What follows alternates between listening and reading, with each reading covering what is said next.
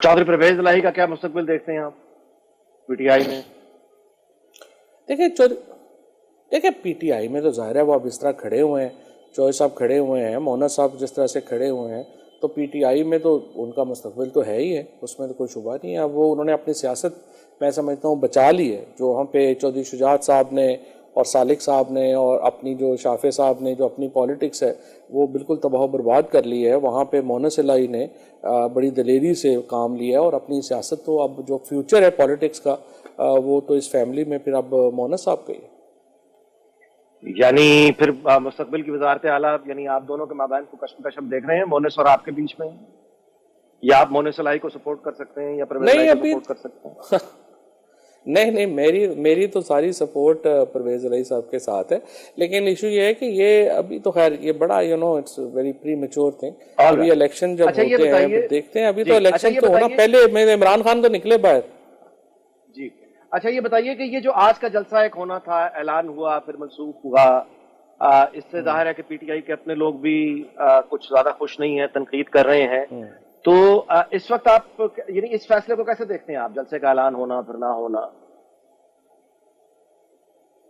नहीं, बड़ा डिजास्टर है। देखिए ना, पाकिस्तान में इस वक्त जो प्रॉब्लम आ रही है कि जो 5-6 लोग जो इस वक्त पीटीआई को चला रहे हैं, उनमें आप देखें उमर अयूब साहब हैं, उनमें आप देखें ये अपने हैं शिबली फराज हैं, फिर उसके बाद गौहर साहब हैं, उसके बाद ये हामिद खान है और रऊफ हसन है। अब प्रॉब्लम ये आ रही है कि इन 5 में से सवाए उमर के किसी ने कोई प्रैक्टिकल पॉलिटिक्स जो है वो की नहीं हुई।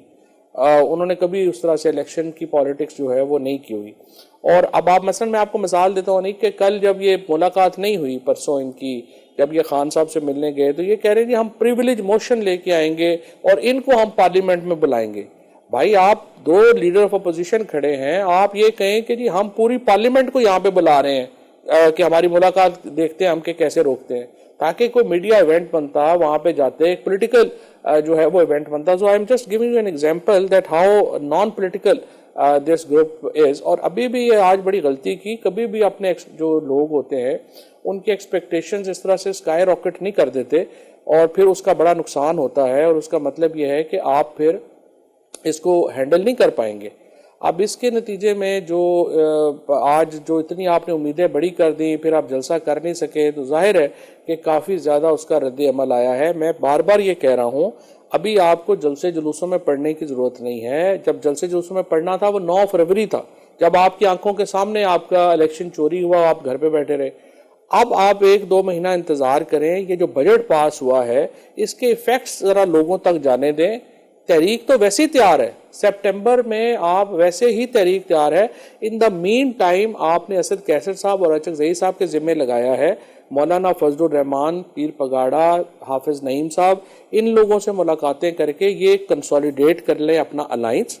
और 15 सितंबर ऑनवर्ड तहरीक तो लोगों ने वैसे ही निकल आना है। जो बिजली के हालात हो गए हैं, जो यहाँ पे महंगाई के हालात हो गए हैं, तो वो तहरीक तो कोई अब प्रॉब्लम ही नहीं है। आपने उसको ऑर्गेनाइज कैसे करना है, आपने उसका चेहरा कैसे बनाना है, उसका नैरेटिव बयानिया कैसे बनाना है, बस ये मसला।